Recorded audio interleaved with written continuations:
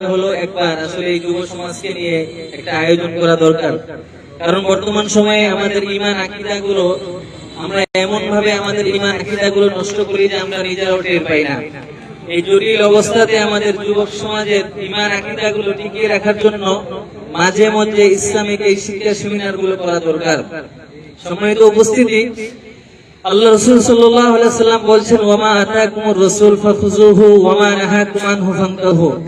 তোমাদের নবী সাল্লাল্লাহু আলাইহি ওয়াসাল্লাম তোমাদের জন্য যা কিছু নিয়ে এসেছেন তোমরা সেগুলো আঁকড়ে ধরো, এবং তোমাদেরকে যেগুলো করার থেকে নিষেধ করেছেন তোমরা সেগুলো থেকে বিরত থাকো। আসলে আজকে আমরা আমাদের নবী সাল্লাল্লাহু আলাইহি ওয়াসাল্লামকে যদি আইডল হিসেবে মানতাম, তাহলে আজকে আমাদের যুব সমাজের চলাফেরা, যুব সমাজের বর্তমান যে প্রেক্ষাপট অবশ্যই আমাদের নবী সাল্লাল্লাহু আলাইহি ওয়াসাল্লামের মতো হতো। কিন্তু বর্তমান দুঃখের সাথে বলতে হয়, আজ আমার যুব সমাজ বিভিন্ন খেলোয়াড়কে আইডল হিসাবে মনে করে, বিভিন্ন নাটকের অ্যাক্টরকে, বিভিন্ন সিনেমার অ্যাক্টরকে আইডল হিসাবে তারা মানছে। না হলে তো নবীর আদর্শে যে কাটিংটা আছে তারা সেই কাটিং দেয় না। যেমন চুলের কাটিংটা যদি বলতে যাই রাসূলুল্লাহ সাল্লাল্লাহু আলাইহি ওয়াসাল্লামের আদর্শ হিসাবে দেয় না। বিভিন্ন খেলোয়াড়কে আদর্শ হিসাবে গ্রহণ করে এক একজন এক একটা খেলোয়াড়ের স্টাইলে কিন্তু চুল রাখছে। কেন? বলে সে নবী সাল্লাল্লাহু আলাইহি ওয়াসাল্লামকে নবী মানছে কিন্তু আদর্শ হিসাবে মানছে না। তাহলে আমাদের যুব সমাজকে এত অবনতি হয়েছে, আজকে যুব সমাজ ওপেনলি ভাবে হাফ প্যান্ট পরে ঘুরে কি করে না বলেন? হাফ প্যান্ট পরা মুসলমানের হাঁটুর উপরে সতর না নিচে সতর বলেন দেখি? মুসলমানের হাঁটুর নিচে সতর, অথচ ওপেনলি ভাবে মুসলমানের সন্তান এটা আধুনিকতা মনে করছে এটা স্টাইল, অথচ সে ফরজ তরক করছে এটা সে জানে না। আর একটা কথা বলি, ফাটা প্যান্ট আছে না, চিরা প্যান্ট আছে না? এই যে চিরা প্যান্ট ফাটা প্যান্ট পরে হাঁটুটা বের করে রাখে, এরা তো জানে না যে ইহুদি খ্রিস্টানরা মুসলমানদের ঈমান গুলো ধ্বংস করার জন্য এমন কিছু জায়গায় সূক্ষ্ম বিষয়গুলো ঢুকিয়ে দিয়েছে, মুসলমানের সন্তান সেগুলো চিন্তাও করে না। মনে করছে ছিঁড়া প্যান্ট, হাঁটু ছিঁড়া প্যান্ট মনে করছে এটা আধুনিক বা স্টাইল, মানুষ বলবে যে না ভালো কাজ করছে। অথচ হাঁটু ঢাকালে ফরজ ছিল মুসলমানদের, এটা মুসলমানের সন্তান কখনো চিন্তা করেনি। এইজন্য আমাদের নবী সাল্লাল্লাহু আলাইহি ওয়াসাল্লাম আমাদের জন্য যা কিছু নিয়ে এসেছেন আমরা তাই পালন করব। আমরা আমাদের ইসলাম ধর্মের ভিতরে আমাদের হ্যাপি বার্থডে টু ইউ কোনো নিয়ম নেই, আছে? কথা বলেন না কেন? আমাদের সন্তানের জন্মদিনে কেক কাটি, এটা ইসলামে আছে? রাসূলুল্লাহ সাল্লাল্লাহু আলাইহি ওয়াসাল্লাম তার জন্মদিনে রোজা রাখার মাধ্যমে রাসূলুল্লাহ সাল্লাল্লাহু আলাইহি ওয়াসাল্লাম তার জন্মদিনকে পালন করেছেন। রাসূলুল্লাহ সাল্লাল্লাহু আলাইহি ওয়াসাল্লামকে সাহাবায়ে কেরাম বিভিন্ন প্রশ্ন করতে করতে এক পর্যায়ে রাসূলকে বললেন, ওয়াসুইলা আন সাওমি ইয়াউমিল ইসতাইন, নবীজি আপনার কাছে অনেক কিছু জানতে পারলাম, আপনি শুধু বলেন সোমবার দিন রোজা রাখার ব্যাপারে আপনার ধারণা কি?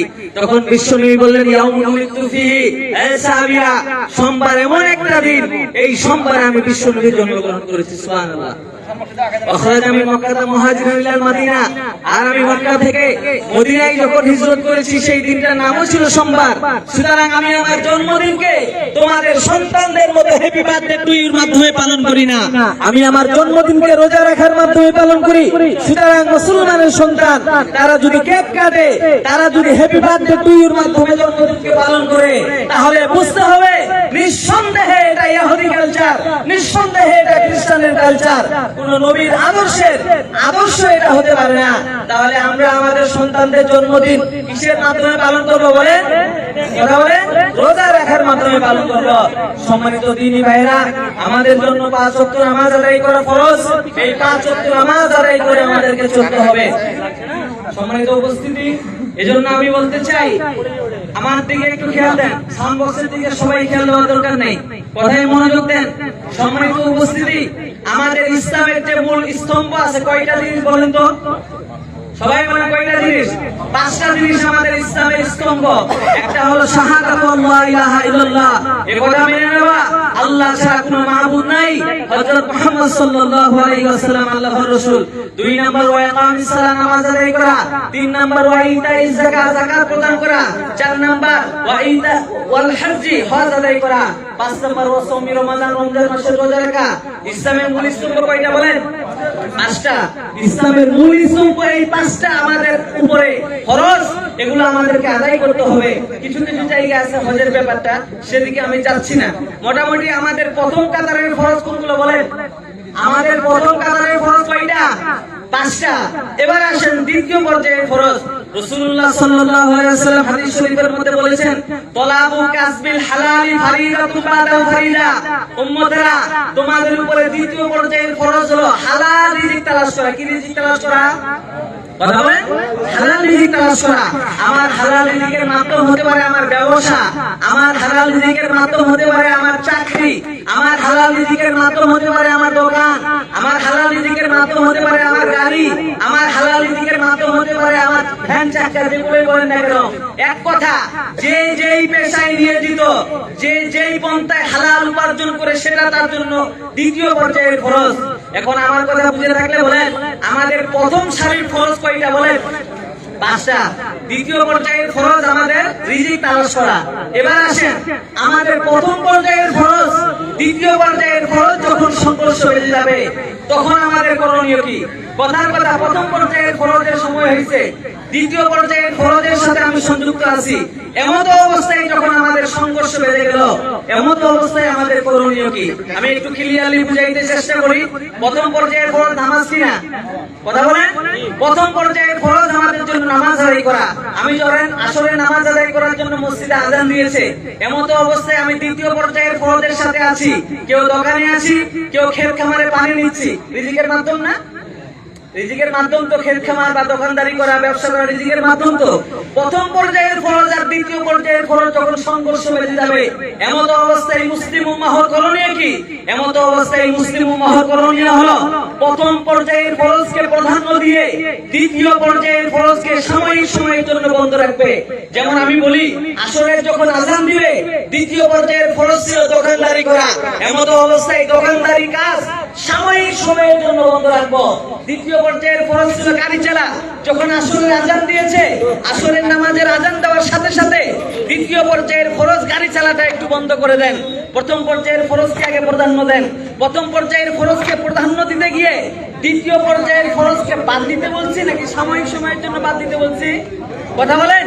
সাময়িক সময়ের জন্য বাদ দিতে হবে, কারণ আমরা এই কথা বিশ্বাস করি, আমরা মরণশীল, আমাদেরকে মরতে হবে, কবরে যেতে হবে।